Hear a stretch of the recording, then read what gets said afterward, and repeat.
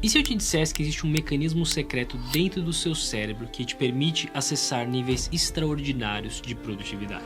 Eu tô falando do flow, um estado de consciência em que você rende em níveis extraordinários e não sente o tempo passar. Você provavelmente já vivenciou isso em algum momento.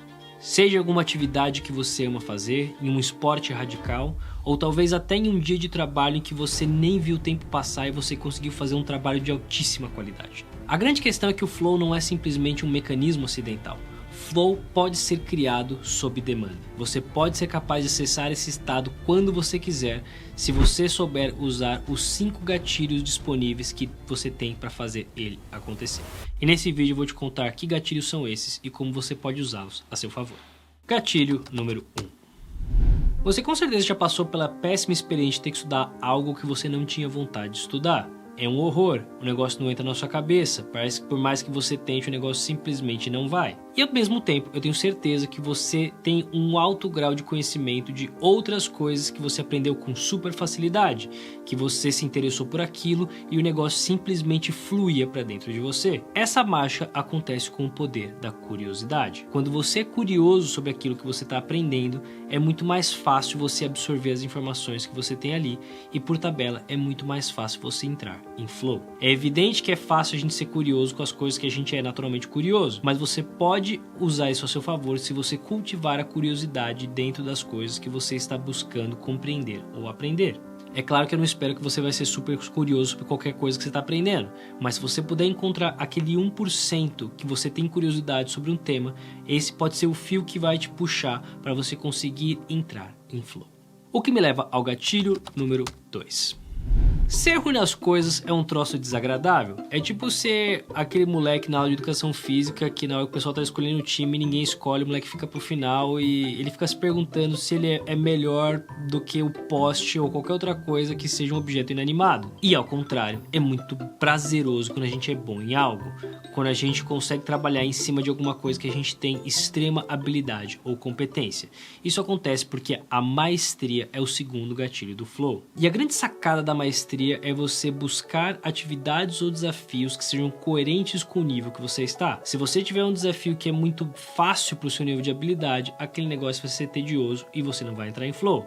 Se o negócio for muito difícil, aquele vai te deixar ansioso, vai te deixar desanimado e você não vai entrar em flow. O lance é você pegar alguma coisa que está um pouquinho acima do seu nível de habilidade, grande o suficiente para você conseguir alcançar sem ter a certeza de que você vai conseguir fazer isso. Se você é um corredor, é você se propor a fazer uma corrida um pouco acima da velocidade que você já corre. Se você é um pintor, é você usar uma técnica que é um pouquinho mais refinada do que você costuma usar. Se você é um cozinheiro, é testar uma receita que está um pouquinho fora da sua zona de conforto. E assim, pouco a pouco, de desafio em desafio, você vai aumentando o seu nível de habilidade. O que me leva ao gatilho número 3. É difícil a gente se motivar a fazer alguma coisa quando a gente é obrigado a fazer algo que a gente não quer. E é justamente por isso que empresas como o Google famosamente implementam a ideia de que 20% do tempo deles pode ser dedicado a fazer projetos que eles estejam interessados em fazer, mesmo que eles não tenham a ver com suas responsabilidades diretas. É um dia na semana para trabalhar no que você tiver afim, contanto que seja um produto que pode funcionar para a empresa. E com essa iniciativa, muitas pessoas começaram a buscar coisas que tinham a ver com a sua autonomia, projetos que despertavam seus interesses e as suas paixões, e foi assim que nasceram produtos ali dentro como o Gmail e o Google Maps, duas coisas que você provavelmente usa pra caramba hoje em dia, 2 dos produtos mais bem sucedidos do Google até hoje. Portanto, se você quer entrar em flow, use a sua autonomia tanto quanto possível e mesmo quando isso não for possível, reconheça que tudo é uma escolha. Você estar no seu emprego é uma escolha, você trabalhar onde você trabalha é uma escolha, você usar as ferramentas que você usa é uma escolha e que você pode mudar se isso não fizer mais sentido para você, mas que por mais que tudo tenha seus sabores, isso continua sendo um exercício de autonomia da sua parte. O que me leva ao gatilho número 4. Para muitas pessoas é impensável a história de um cara como Nelson Mandela que passa 27 anos da vida dele preso, sai da cadeia, vira presidente, põe fim ao apartheid na África do Sul e perdoa os caras que prenderam ele ao longo de mais de 2 décadas.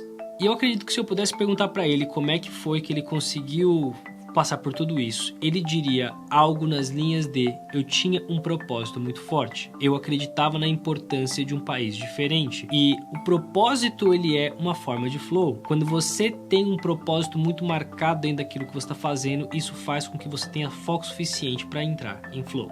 O que nem sempre é fácil de você manter, já que propósito é uma coisa muitas vezes abstrata, etérea, e é por isso que você pode usar lembretes visuais ao seu favor.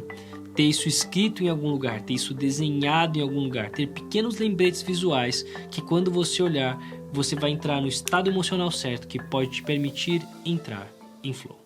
O que me leva ao gatilho número 5. Então, a essa altura do campeonato, você esteja pensando assim: pô, André, a minha única experiência de flow que eu consigo pensar é quando eu tô jogando videogame doidão no meu quarto.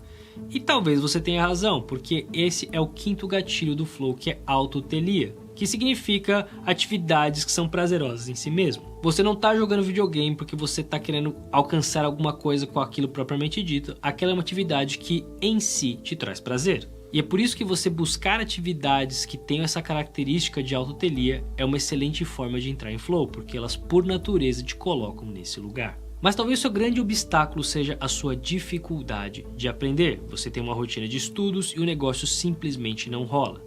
Se esse é o seu caso, talvez o problema não seja simplesmente o flow, talvez o problema esteja mais embaixo. Dá uma olhada nesse vídeo aqui, em que eu vou te contar a grande razão pela qual você provavelmente não consegue aprender.